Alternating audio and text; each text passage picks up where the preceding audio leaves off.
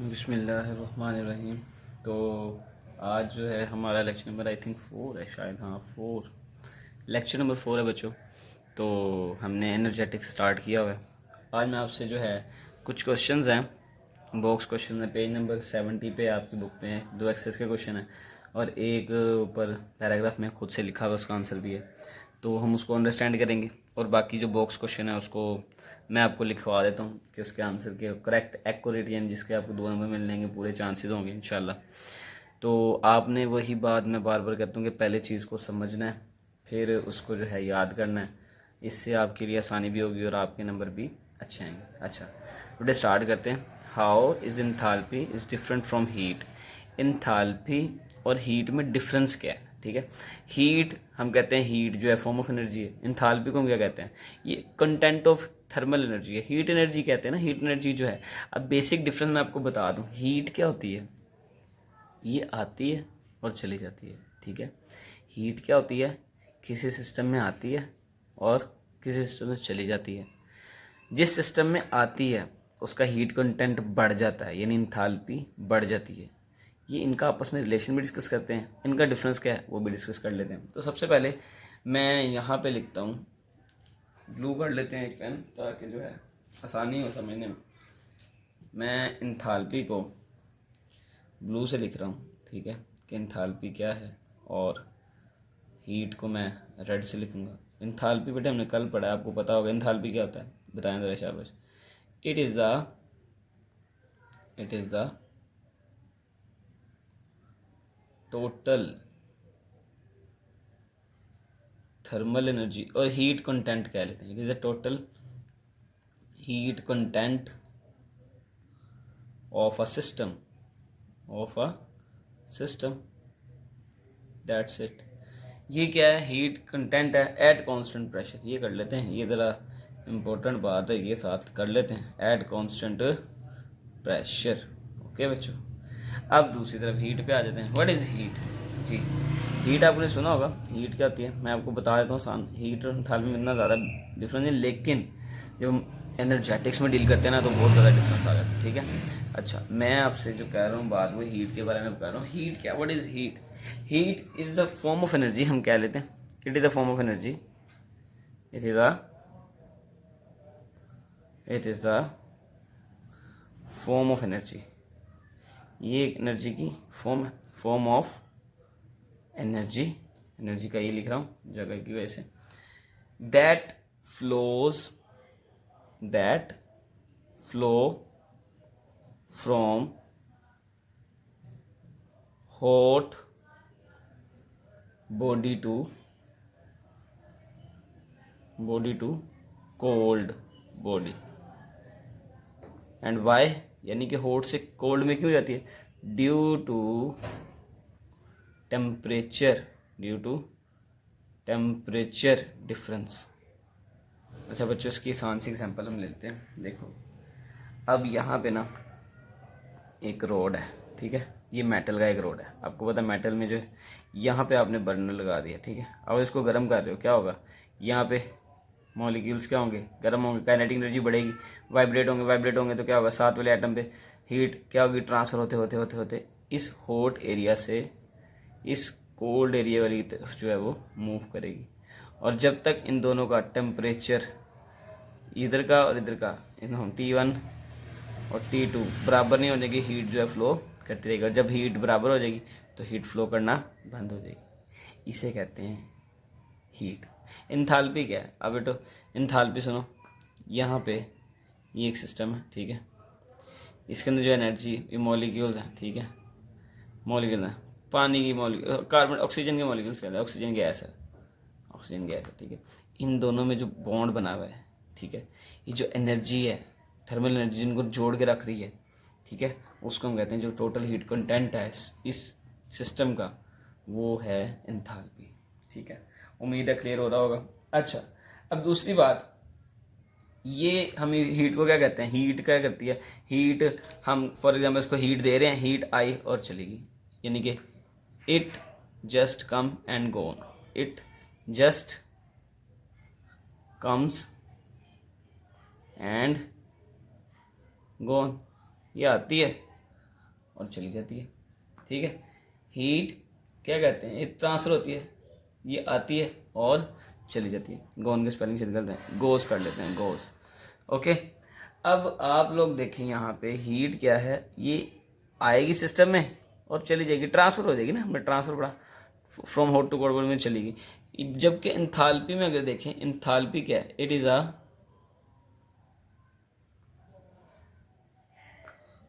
Is the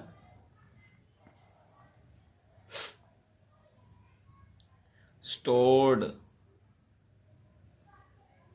heat energy which is essential, ये नहीं होगा तो क्या होगा, बॉन्ड बनेंगे, नो बॉन्ड नहीं बनेंगे तो क्या होगा, अनस्टेबिलिटी है, और सिस्टम जो है वो ब्लास्ट हो जाएगा, खत्म हो जाएगा, which is essential for system. Okay, it just come and goes and not essential part of system। Clear हो रहा है? ठीक है, it is represented by,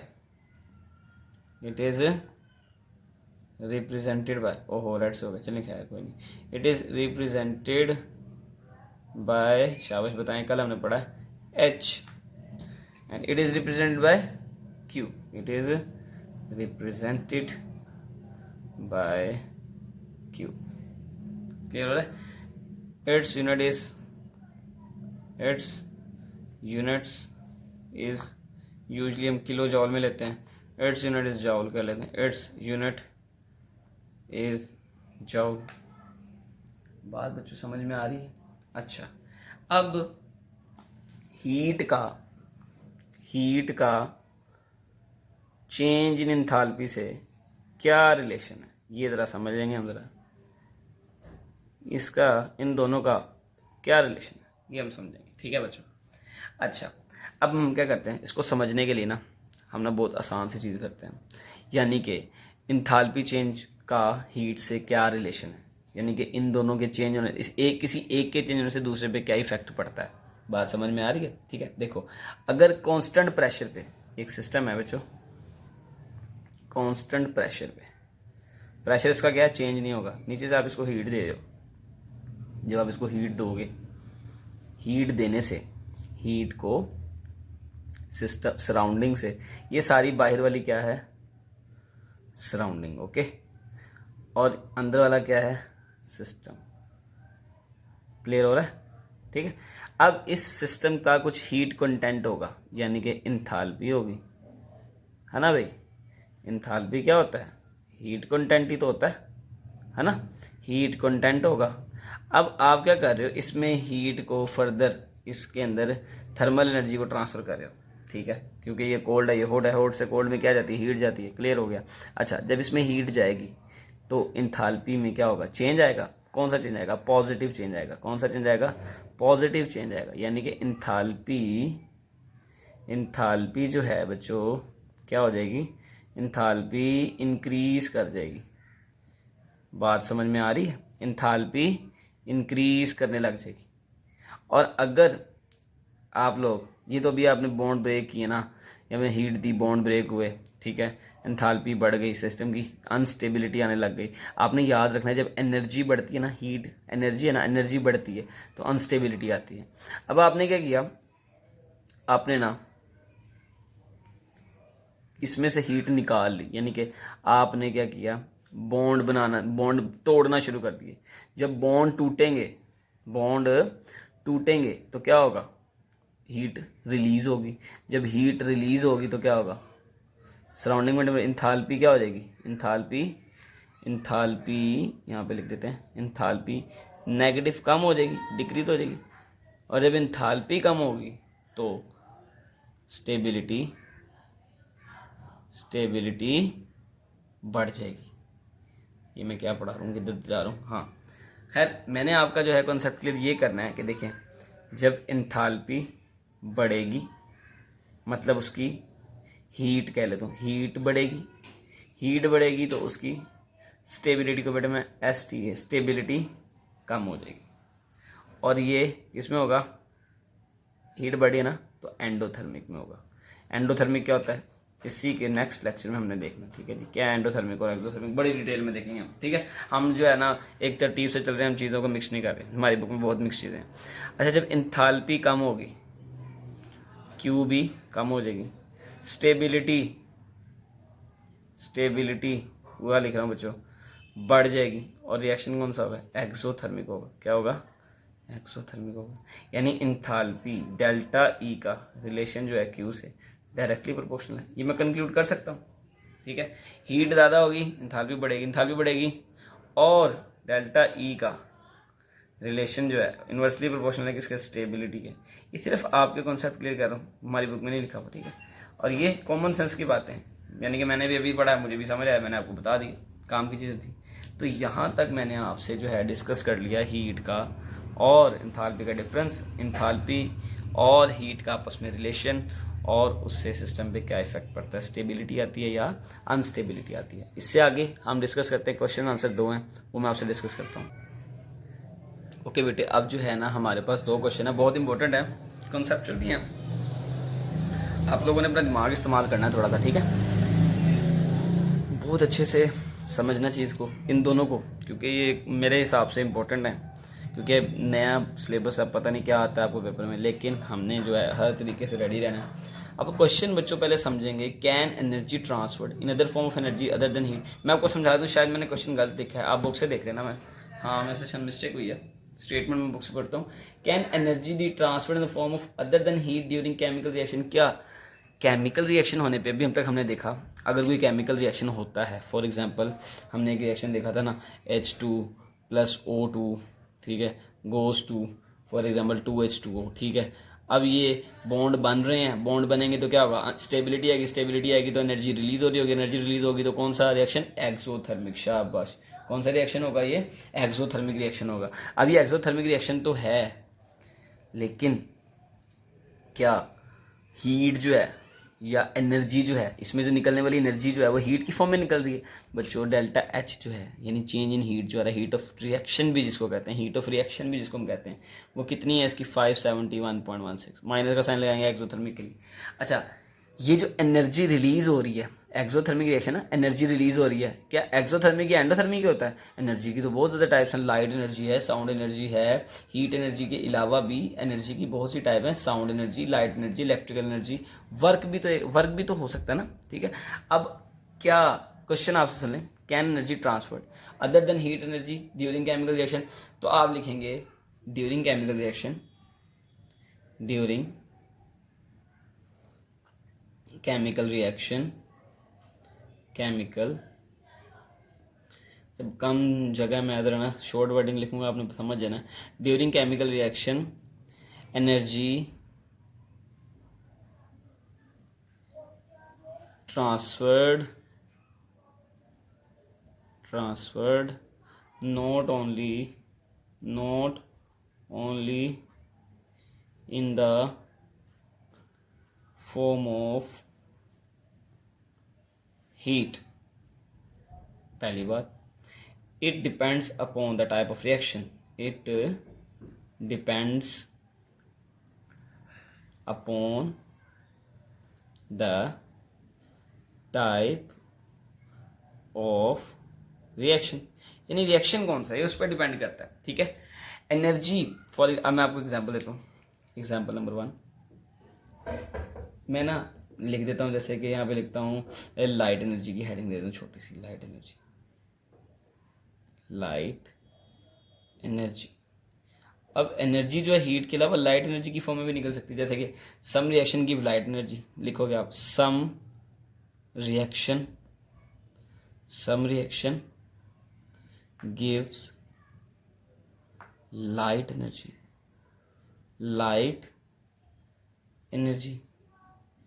for example बच्चों, फॉर एग्जाम्पल क्या होगा, बर्निंग ऑफ मैग्नीशियम, जब हम मैग्नीशियम को जलाते हैं ना तो लाइट एनर्जी निकलती है, burning of magnesium Mg, okay, magnesium, ये आपने याद कर लेना है। यानी जो हीट है वो ये वाहिद चीज़ नहीं है जो ट्रांसफ़र होगी केमिकल रिएक्शन में, वो लाइट एनर्जी भी हो सकती है, वो साउंड एनर्जी भी हो सकती है, तो अगली हेडिंग नहीं, शाबाश। अगली हेडिंग क्या आएगी, शाबाश बोलें, साउंड एनर्जी। क्या आएगी, साउंड एनर्जी। अब साउंड एनर्जी कैसे सर, ये कैसे पॉसिबल है, साउंड एनर्जी भी क्या ट्रांसफर हो सकती है, बिल्कुल हो सकती है, ट्रांसफर होती है ना सर। हम बोलते हैं मेरी आवाज़ आप तक जा रही है, ये फ़ोन के थ्रू, मैं माइक में बोल रहा हूँ, वो आपके जो सारे फ़ोन का जो कनेक्शन है, मैं इतना कंप्यूटर जानता नहीं, तो क्या होगा, आपकी तक आवाज़ तो आ रही है ना, साउंड भी ट्रांसफ़र हो सकती है। तो लिखते हैं, sound is also produced, sound is also produced during chemical reaction, during chemical reaction, chemical reaction, like explosion, like such that explosion, explosion किसको कहते हैं, फॉर एग्जाम्पल आपको रिएक्शन कर रहे हो, धमाका हो गया, तो सारी एनर्जी जो है वो किस में चलेगी, साउंड एनर्जी में। आवाज़ आएगी ना, थाउजेंड या ढा ठा ठा पता नहीं क्या, ऐसी आवाज़ें आएंगी, तो क्या है वो, साउंड एनर्जी।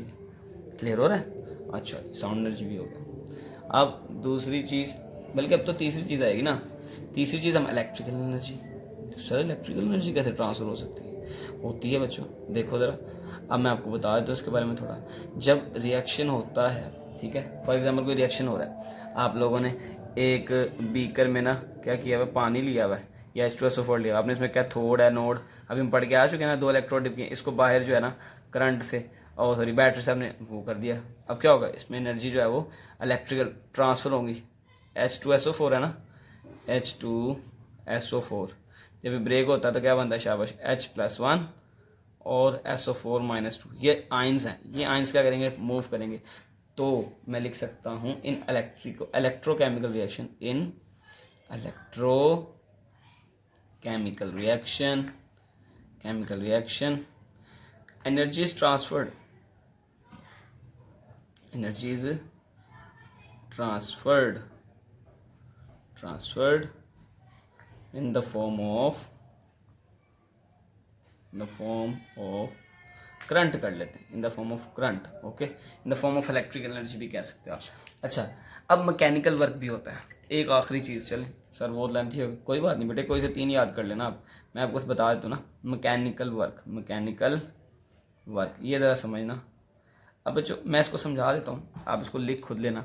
आपने क्या किया, इधर से ना एक गैस ली, इसके अंदर गैस है, ठीक है बच्चों। अब यहाँ पे ना एक पिस्टन लगा दिया, पिस्टन क्या होता है, ये ना ऊपर रहता है, ये मूव होता है, जैसे कुकर देगा ना, उसकी सीटी होती है, जैसी हीट बढ़ती है, हीट देते हैं तो अंदर का टेम्परेचर बढ़ता है, प्रेशर से हीट जो सीटी खुल जाती है और ऐसे आवाज़ आती है। अच्छा, अब यहाँ पे हमने क्या किया, हीट दे रहे हैं, अब इसको हीट देंगे तो क्या होगा, पहले ये यहाँ पे था, इस बाउंड्री पे था, ठीक है, मैं ये इसको बड़ा कर दूँ भी करूँ। अब क्या होगा, जब आप टेम्परेचर दोगे, हीट दे रहे हो, हीट क्या करेगी, यहाँ से तो एक्सचेंज हो रही है, थोड़ी बहुत हो रही होगी। फॉर एग्जाम्पल अब ये ना इंसुलेटिंग है, यानी इसमें तो हीट ट्रांसफर नहीं कर सकते, होगा क्या, ये चीज़ जो ऊपर हमने एक पिस्टन लगाया, क्या लगाया है, पिस्टन, वो हमने टीका देखा हो ना पीछे, ऐसे पिस्टन ऐसे दबाते वो पिस्टन ही होता है, उस तरह की कुछ चीज़। अब जब हीट बढ़ेगी, टेम्परेचर बढ़ने की जगह ढूंढेगा, प्रेशर बढ़ेगा, तो क्या होगा, ये ऊपर की तरफ मूव करेगा, ये इसने कुछ फोर्स लगी, कुछ डिस्प्लेसमेंट कवर हुआ, F is equals to F dot d. समझाने के लिए समझा रहा हूँ, समझाने के लिए समझा रहा हूँ, कह रहा हूँ आपको अच्छे से समझ आ रहे, इसलिए बात बता रहा हूँ। वर्क क्या होता है, force multiply by displacement, force लगी किसकी, गैस के मॉलिक्यूल्स की, डिस्प्लेसमेंट कवर हुआ, यानी वर्क डन हो गया। एनर्जी अब किस फॉर्म में चलेगी, वर्क की फॉर्म में चलेगी। तो बेटे ये इसका आंसर है। आप लोगों को अगर कोई मसला इसमें आ रहा हो तो मुझसे पूछना जरूर, क्योंकि बहुत इंपॉर्टेंट है, मैंने आपको पूरी तरीके से सारी बातें बता दी, ठीक है। अच्छा, अब नेक्स्ट है, why is not possible to calculate the absolute enthalpy. Absolute नहीं लिखा हमारी बुक में, लेकिन एब्सोल्यूट मैंने खुद से लिखा है कि एब्सोल्यूट जो है ना एंथैल्पी हम जो है मेजर नहीं कर सकते। उसका रीज़न सुनेंगे हम। इट इज़ नॉट पॉसिबल, क्या लिखेंगे बेटे हम, it is not possible, it is not possible to calculate the absolute enthalpy of a reaction, absolute enthalpy of a reaction, but why sir, जी मैं बताता हूँ बेटे, सुनो, because बेटे समझ जाना, ठीक है, because enthalpy totally, और enthalpy H से होता ना भाई, बता ही नहीं रहे यार आप लोग, enthalpy totally depends upon state variables, sir state variables क्या हैं? वेरिएबल्स स्टेट फंक्शन, बेटे स्टेट फंक्शन भी कह सकते हो आप, दोनों एक ही बात है। मैंने आपको लास्ट लेक्चर में बताया, मैं अगर नहीं देखा तो वो देखो, समझो उसको। State function, sir state function क्या होते हैं? अच्छा स्टेट फंक्शन भूल गए बच्चों। Pressure, volume, temperature, number of moles, internal energy, ठीक है, ये सारे क्या हैं? स्टेट वेरिएबल्स हैं, स्टेट फंक्शन। इनके चेंज होने से क्या होता है? एंथैल्पी चेंज हो जाती है। अब हम इसको मेजर नहीं कर सकते, ठीक है, it depends upon the state function. We can not, and अब लिखते हैं, and we know that we do not measure the internal energy, pressure, volume, temperature of pressure internal energy, pressure, volume, temperature at atomic level। यानी atom है, atom के अंदर electron proton, उसकी energy, उसका pressure हम क्या मेजर कर सकते हैं? उसकी एनर्जी मेजर कर सकते हैं? No, at atomic level. So that's why we can not calculate absolute enthalpy. अगर आपको सवाल समझना है, बार बार सुनना, मैंने आपको बता दिया। देखो ये एंथैल्पी डिपेंड करता है स्टेट वेरिएबल्स पे, और स्टेट वेरिएबल्स किसी भी सिस्टम के या किसी भी केमिकल रिएक्शन के, हम एटॉमिक लेवल पे, एक एटम है, एटम के अंदर बच्चों देखो प्रोटॉन होते हैं, न्यूट्रॉन होते हैं, इलेक्ट्रॉन बाय रिवॉल्व कर होते हैं। अब क्या अब इसके अंदर जाके इसका प्रेशर, इसका वॉल्यूम, इसकी इंटरनल एनर्जी फाइंड कर सकते हो? बिल्कुल नहीं कर सकते। तो अगर आपको हीट कंटेंट ही नहीं पता अपने मॉलिक्यूल्स का, आपको पता है ना एंथैल्पी डिपेंड करती है नंबर ऑफ मॉलिक्यूल्स और एटम पे, ऐसे सिस्टम के, ठीक है। तो अगर आप इसकी हीट वगैरह को नहीं, इंटरनल एनर्जी पे डिपेंड करती है ना एंथैल्पी। आपने पढ़ा था H=U+PV, ये U जो है इस पे डिपेंड करती है, तो इंटरनल आप लोग नहीं फाइंड कर सकते, सॉरी, इसकी, ठीक है। तो इसीलिए आप एंथैल्पी को भी बिल्कुल एब्सोल्यूट तौर पे मेजर नहीं कर सकते। यहाँ पे अपना लेक्चर जो है हम कंप्लीट करते हैं। आपका कोई भी क्वेश्चन हो आप मुझसे पूछ सकते हो। ये दोबारा से मैं आपको बता रहा हूँ, ये नंबर है मेरा, जस्ट आपकी स्टडी के हवाले से कोई क्वेश्चन हो आप मुझसे व्हाट्सएप पे मैसेज करके पूछ सकते हो। अपना ख्याल रखें, और ये जो है ना अच्छे से ज़रा इसको सुने जो आज हमने पढ़ा। अल्लाह हाफिज़।